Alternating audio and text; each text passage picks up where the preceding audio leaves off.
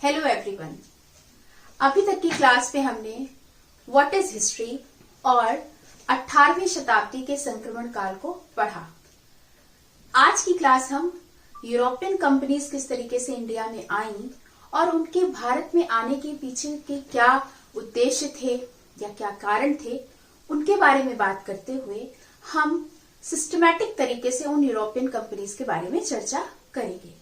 तो जैसे कि हम बात करते हैं कि जो यूरोपियन कंपनीज थी वो भारत में क्यों आई, तो उनका जो सबसे इम्पोर्टेंट उसके पीछे जो ऑब्जेक्टिव था या उद्देश्य था वो व्यापार करने का था। अब क्योंकि भारत एक प्राचीन देश रहा है, प्राचीन काल से ही भारत का दूसरे पड़ोसी देशों के साथ व्यापारिक संबंध रहे हैं, तो ये व्यापारिक संबंध प्राचीन काल में भी, मध्यकाल में भी और आधुनिक काल में भी चलते रहे। तो जो व्यापार की एक निरंतरता है वो हमें प्राचीन काल से ही देखने को मिलती है। तो इसी संदर्भ में हम आधुनिक काल को समझने की कोशिश करेंगे कि इस समय कैसे जो बाहर के देशों की या पश्चिमी देशों की यानी कि वेस्टर्न कंट्रीज जो थी वो भारत में कैसे आई, उन्होंने किस तरीके से व्यापार किया और कैसे धीरे धीरे व्यापार करते हुए एक व्यापारिक कंपनी ने एक राजनैतिक स्वरूप धारण कर लिया। तो इन सभी चर्चाओं को आगे बढ़ाते हुए आज की क्लास को हम शुरू करते हैं। तो सबसे पहले क्योंकि भारत में जो व्यापार था उसको अगर हम समझने की कोशिश करें तो सामुद्रिक मार्ग से था, यानी कि जो सी रूट्स थे उनके उस एरिया से या उस डायरेक्शन से भारत में व्यापार की बातचीत को ज्यादा देखा जाता है। तो उसमें भी दो बहुत इंपॉर्टेंट है। फर्स्ट वन इज फारस की खाड़ी एंड सेकेंड वन इज लाल सागर।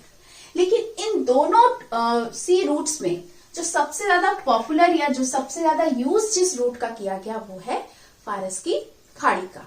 इसका कम किया गया जिसके पीछे बहुत सारे क्लाइमेट रिलेटेड रीजंस थे जिनकी वजह से इससे व्यापार हमें कम देखने को मिलता है। अब क्योंकि भारत ये अराउंड हम 14 एंड 15 सेंचुरी की यहाँ पे हम बात कर रहे हैं, उसको बैकग्राउंड में लेते हुए चल रहे हैं, तो जो एशिया का जो पूरा व्यापार था उसकी जो मोनोपोली हमें देखने को मिलती है वो थी अरब के हाथों में, यानी कि जो अरब देश थे, अरब कंट्रीज, उनके हाथों में एशिया का व्यापार पूरी तरीके से एकाधिकार उनके हाथों में था। इसी तरीके से जो भूमध्य सागरी या जो यूरोपीय व्यापार था, जो ट्रेड था, यूरोपियन ट्रेड, उन सब पे जो एक मोनोपोली थी या जो ट्रेड पे एक अधिकार था वो इटालियंस का था। समझ रहे? तो एक तरफ तो अरब, एशिया को अरब डोमिनेट कर रहा था और दूसरी तरफ भूमध्य सागरी एवं जो यूरोपीय व्यापार था उसको कौन डोमिनेट कर रहा था? इटालियंस कर रहे थे। इस सिनारियो में एक बहुत इंपॉर्टेंट घटना घटती है जो होती है आपकी 1453 में। 1453 में कुस्तुतुनिया पर तुर्कों ने अधिकार कर लिया। अब जब तुर्कों ने इस पे अधिकार कर लिया तो क्योंकि जो बहुत सारा व्यापार दूसरे देशों से भारत की तरफ आता था वो यहीं से होकर आता था, तो इन्होंने मना कर दिया कि भाई हम तो अब आपको यहां से जाने नहीं देंगे, यानी कि पूर्वी देशों की तरफ जाने से रोक दिया। किसने? तुर्कों ने। क्यों रोका? क्योंकि इस कुस्तुतुनिया पर तुर्कों का अधिकार हो गया। अब जब ये सिचुएशन यूरोपियंस या जो पश्चिमी देश थे उनके सामने आती है तो इससे कैसे निपटा जाए, इसके लिए उन्होंने सोचा कि हम किस तरीके से व्यापार को यूरोपियन जो व्यापार है उसको हम कैसे पूर्वी देशों की तरफ बढ़ाएं, इसके लिए उन्होंने दूसरे जो ऑप्शंस है उनको खोजना शुरू किया। तो अगर हम इन ऑप्शंस की बात करें तो यहाँ पर भारत एक बहुत इंपॉर्टेंट देश हमें दिखता है, क्योंकि भारत की एक ऐसी चीज थी, एक ऐसी वस्तु थी जो पूरे विश्व में प्रसिद्ध थी। मुझे उम्मीद है आपने गेस कर लिया होगा, वो था गरम मसाले, जो पूरे वर्ल्ड में फेमस थे उस समय पे। अब इन गरम मसाले जो थे इनके लिए ट्रेड, सबसे ज्यादा ट्रेड इन्हीं के लिए ही हुआ। तो ये बहुत ही इनकी यूरोपियन कंट्रीज में बहुत डिमांड होती थी, क्योंकि वो बहुत सारी चीजों को उसमें मैरिनेट करके रखते थे और प्रिजर्व करके काफी दिनों तक चलाते थे। तो उसके लिए उन्हें बहुत सारे मसालों की जरूरत पड़ती थी और भारत देश में इसके बहुत ज्यादा रिसोर्सेस थे, इस वजह से उन्हें उसकी जरूरत थी। लेकिन जब ये सिचुएशन आई कि उनको पूर्वी देशों से व्यापार करने के लिए रास्ता ही नहीं दिया तुर्कों ने, तो अब क्या किया जाए, कहां से व्यापार किया जाए, कैसे पहुंचा जाए। तो इन सारी चीजों में एक बहुत इंपॉर्टेंट घटना घटती है, वो है यूरोप में पुनर्जागरण। आप सभी ने पढ़ा होगा कि जब यूरोप में पुनर्जागरण इसी टाइम पर हुआ तो बहुत सारे नई खोजें हुई, नवीन आविष्कार हुए, भौगोलिक खोजें हुई, जिन्होंने यूरोप को या दूसरे देशों को आपस में कनेक्ट किया। समझ रहे हैं? तो ये एक बहुत इंपॉर्टेंट, एक कह सकते हैं पॉइंट है, टर्निंग पॉइंट है, जहां पर रेनेसा ने या पुनर्जागरण ने, यूरोप के पुनर्जागरण ने जो नवीन खोजें, जो आविष्कार किए, उसने काफी कुछ मदद की नए ट्रेड रूट्स को खोजने में, जिनकी चर्चा हम अभी उस पर भी आएंगे, उस पर भी बातचीत करेंगे। अब हम थोड़ी ये बात कर लेते हैं कि जो 15वीं शताब्दी में यूरोप में जो पुनर्जागरण हुआ, उसके फलस्वरूप जो भी परिवर्तन हुए या जो भी नई खोजें हुई, इन्वेंशंस हुए, उसने किस तरीके से व्यापार को, ट्रेड को प्रभावित किया, तो उसके बारे में थोड़ी सी चर्चा करते हैं। कि जब रेनेसा हुआ तो जो शिपिंग कंस्ट्रक्शन उस टाइम पे 15th सेंचुरी में शिपिंग कंस्ट्रक्शन और मैरीटाइम ट्रेड या रूट्स या ट्रांसपोर्टेशन, इससे रिलेटेड टेक्नोलॉजी में बहुत सारे नए, एक तरीके से प्रोग्रेस या प्रगति हमें देखने को मिलती है रेनेसा के टाइम पे। और उसी के साथ में ही नई खोजें हुई, new inventions, new trade routes. अभी मैंने आपको बताया था ना कि जब 1453 में तुर्कों ने मना कर दिया अपनी जगह से रास्ता देने से, निकलने से पूर्वी देशों को की तरफ, पश्चिमी देशों को, तो उसी समय पर जब रेनेसा के टाइम पे न्यू ट्रेड रूट्स खुले, न्यू इन्वेंशंस हुए, तो इन्होंने काफी मदद की भारत तक ट्रेड को, पश्चिमी देशों को पहुंचने को, या वेस्टर्न कंट्रीज को भारत में ट्रेड लाने या करने या उससे रिलेटेड जो भी एक्टिविटीज को करने में काफी मदद की। तो इन ट्रेड रूट्स की वजह से जो पश्चिमी देश थे, उन्होंने नए रास्ते खोजे और वहां से अपने व्यापार को भारत के साथ कंटिन्यू किया या उसमें एक निरंतरता को बनाए रखा। और इन सारी चीजों में अगर हम देखें तो जो सबसे इंपॉर्टेंट चीज क्या है कि जो पोर्टुगीज थे और जो स्पेन था, यहाँ के जो इनका जो कंट्रीब्यूशन है इस पर्टिकुलर टाइम पीरियड में, वो भौगोलिक खोजों में था। यानी कि जो भी जगह जगह जो नई जगहों को खोजना, नई जगहों पे पहुंचना, तो जब कोई नई जगह खोजेगा तो इसका मतलब है कि वो वहां उससे रिलेटेड रूट्स को भी खोजेगा। सपोज आपको अगर फॉर एग्जाम्पल अगर आप लखनऊ से कानपुर जा रहे हैं, अगर आपने कानपुर को खोजा है तो वो एक पूरा रास्ता आपने खोजा है, तो वो रूट अगर आपने खोज लिया तो उस रूट के सहारे आप बहुत सारी नई एक्टिविटीज को कर सकते हैं। तो इनमें पोर्टुगीज यानी कि पुर्तगाली और स्पेन के लोगों का काफी योगदान रहा, जिन्होंने भौगोलिक खोजों को किया और जिसके माध्यम से नए नए हमें रूट्स या ट्रेड रूट्स या व्यापारिक मार्ग हमको मिले। हमको मतलब कि वेस्टर्न कंट्रीज के जो भी व्यापारी थे या जो भी ट्रेडर्स थे उनको। और इसमें एक नाम आता है बार्थोलोम्यू डियाज। इन्होंने 1487 एडी में 1487 में उत्तमाशा अंतरीप की खोज की शुरुआत हो गई। तो हम 15th सेंचुरी की ही बात कर रहे हैं कि 15th सेंचुरी में धीरे धीरे नए नई जगहों की, नए नए प्लेसेस की, नए नए द्वीपों की खोज होना शुरू हो गई। इसी कड़ी में अगर हम देखें तो कोलंबस जो कि स्पेन के थे, कई बार ये कॉम्पिटिशन्स में पूछा जाता है कि जो ये ट्रेडर्स थे या जो नाविक थे ये किस देश से थे, कहां से बिलोंग करते थे। तो जो कोलंबस थे वो स्पेन से करते थे और इन्होंने 1494 में अमेरिका को खोजा। हालांकि वो भारत को खोजते हुए निकले थे, लेकिन वो जो जिस जगह पे पहुंचे वो अमेरिका था। नेक्स्ट है इसी में वास्को डिगामा, जो कि एक पुर्तगाली थे, यानी कि पोर्टुगीज थे, उस देश को बिलोंग करते थे। ये भारत के तट पे आए थे 1498 में, वहां पर ये पहुंचे। तो वो एक ट्रेड रूट, उन्होंने एक रूट डेवलप किया जिसके थ्रू बाद में भारत में काफी ट्रेड और भी ज्यादा, एक नया रास्ता भारतीयों को या यूरोपियंस को या वेस्टर्न कंट्रीज के जो ट्रेडर्स थे, नाविक थे, उनको मिला।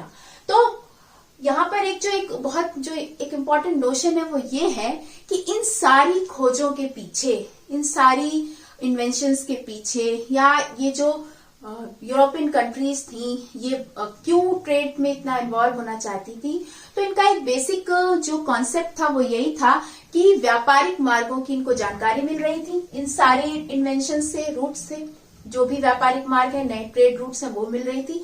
साथ साथ इन ट्रेड रूट्स के माध्यम से वो आर्थिक लाभ को उठाना चाहते थे, यानी कि इकोनॉमिकली वो स्ट्रांग होना चाहते थे। और भारत क्योंकि बहुत ही संसाधनों से भरा देश रहा है प्राचीन काल से, और आधुनिक काल में भी काफी रिसोर्सेज भारत में थे, जिसका लाभ विदेशों में, यानी कि जो वेस्टर्न कंट्रीज थी या यूरोपीय जो देश थे, उन्होंने पूरी तरीके से उठाया। और यही यूरोपियन कंट्रीज जब भारत आई तो उन्होंने यहाँ के जो डिफरेंट चीजें थी, वस्तुएं थी, सामान थे, उनको वो व्यापार के माध्यम से, इन ट्रेड रूट्स के माध्यम से ही अपने देशों तक ले गए और अपने आप को आर्थिक लाभ पहुंचाने की उन्होंने कोशिश की। तो अभी हम बात करते हैं अब आगे कि कौन कौन से भारत में बंदरगाह थे, पोर्ट थे, कौन कौन सी चीजों, वस्तुओं का भारत से निर्यात होता था पश्चिमी देशों को, किन किन रास्तों से होता था, इस पे भी थोड़ी बातचीत करते हैं। यहाँ पे एक बात ये जरूर बताना जरूरी है, वो ये है कि जब अभी मैंने आपको बताया कि वास्को डिगामा कालीकट पहुंचा, तो उसने भारत को खोजा नहीं। भारत तो प्राचीन काल से ही विद्यमान है, लेकिन किसी पश्चिमी देशों ने भारत को पहली बार देखा, यहाँ तक वो पहुंचे, इसलिए उनके अकॉर्डिंग वो इसको कहते हैं कि उन्होंने भारत को खोजा। तो यहाँ पे खोजने का मतलब है कि वो भारत तक पहुंचे। अब इसी कॉन्टेक्स्ट में हम बात करेंगे कि भारत में इस पर्टिकुलर टाइम पीरियड में बहुत सारे बंदरगाह भी थे। प्रमुख जो बंदरगाह थे उनमें आता है मालाबार तट की तरफ कालीकट, कोचीन जो इम्पोर्टेंट पोर्ट थे, उसके बाद सूरत, भड़ौच और कैम्बे।